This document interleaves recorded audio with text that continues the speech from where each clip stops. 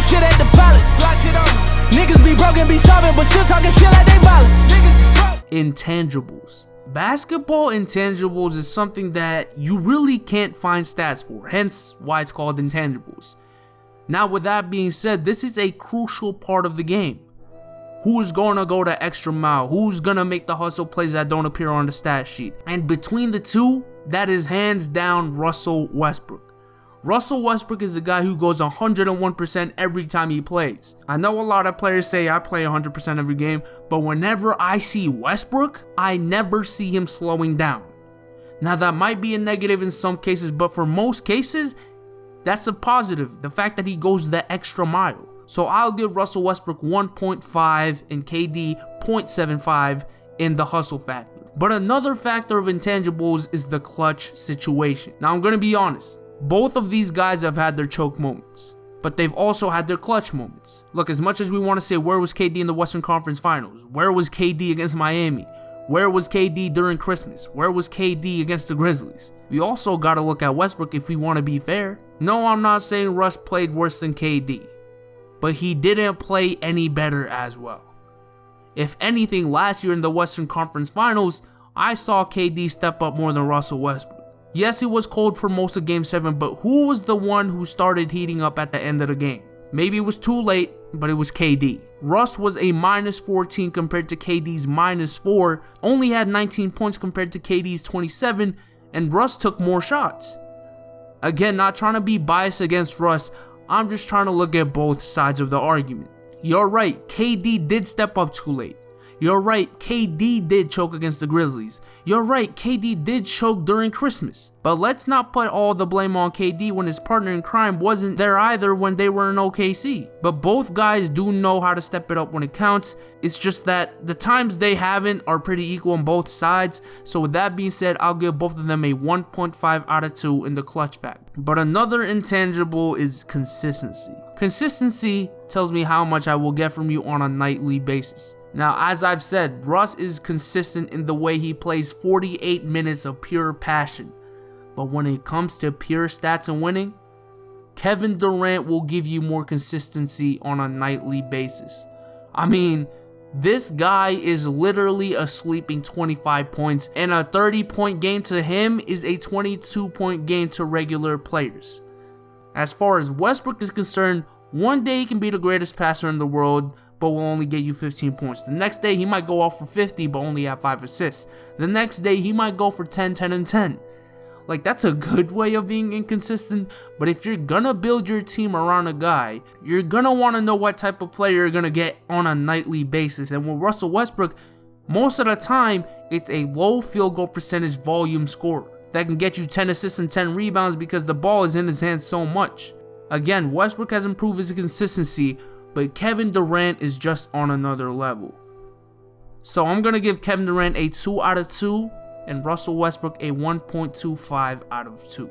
Last but not least is mental toughness. While both players are class personified, I've seen KD go on so many rants about reporters and officials, but I've also seen the same from Westbrook. But it's how they react to it on the court that counts, and let me tell you, honestly, they both handle it pretty well.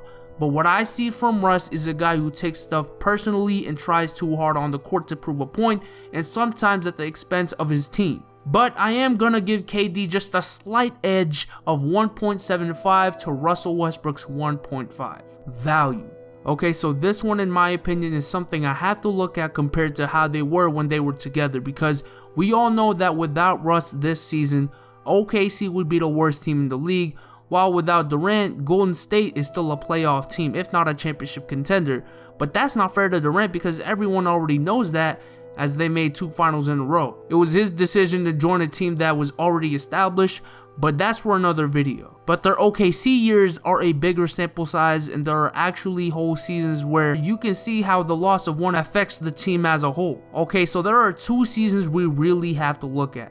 The 2013-2014 season and the 2014-2015 season. In the 2013-2014 season, Westbrook was out for a big part of the year, missing 36 games, and the year before he tore his meniscus against the Rockets in the playoffs, leaving KD alone to carry the team. In 2015, KD was out for 55 games and the playoffs, forcing Russ to carry the team as well. In 2013-2014, KD went ballistic and won the MVP that year and led the team to the 2nd seed in the Western Conference. Westbrook did still play for 46 games, but in the games that Westbrook didn't play, they were still 22-8 in the first 30 games Westbrook was out. I couldn't find anything on all 36 games, but the point is, Russell Westbrook being out for that team wasn't that big of a difference. But if we look at the playoffs the year before, after Westbrook's injury in Game 2 of the first round, OKC would go 1 for 3 in their first 3 games without Westbrook and had to go to 6 games after having a 2-0 lead. Then they'd eventually fall to the Grizzlies in 5 games in the second round.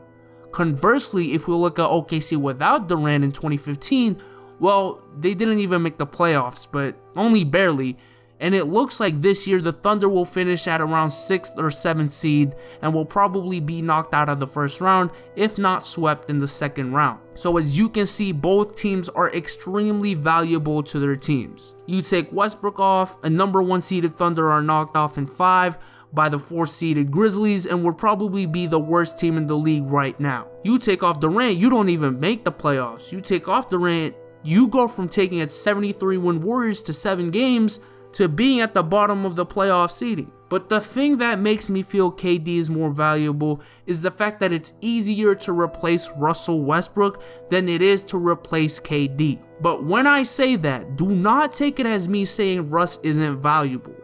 It's just me saying that if I had a choice of losing Russ or KD, it's just easier to replace Russ with a guy like Reggie Jackson than replacing a 6'11" scoring behemoth and a great two-way player like Kevin Durant. So with that being said, I'm going to give Russell Westbrook a 9 out of 10 and give Kevin Durant a slight edge of 9.5 out of 10. So after we tally all the scores, you have Kevin Durant with a score of 46 compared to Russell Westbrook with a score of 47. Now there you have it, folks. Which is the better overall player? According to this method that I have right here, Westbrook is the better player out of the two. What you have is a better passer, a better rebounder, just has as much intangibles as KD, and a guy who is capable of scoring just as much as KD, just less efficiently. Again, this is just a video saying who's the better player as an individual, and I don't think that tells the whole story. Just because you are the better individual doesn't necessarily mean that you're easier to build around. So if this was a who would you start a team with, I might have to go with KD because of the style of offense I want to run.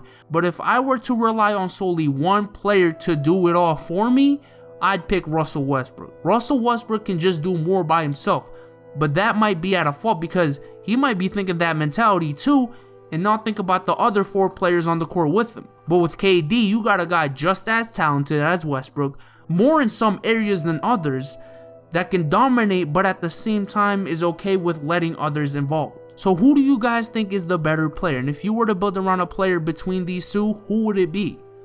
I would say that Russ is a better player, but I'd build my team around Kevin Durant. But with that being said, I am out. Peace.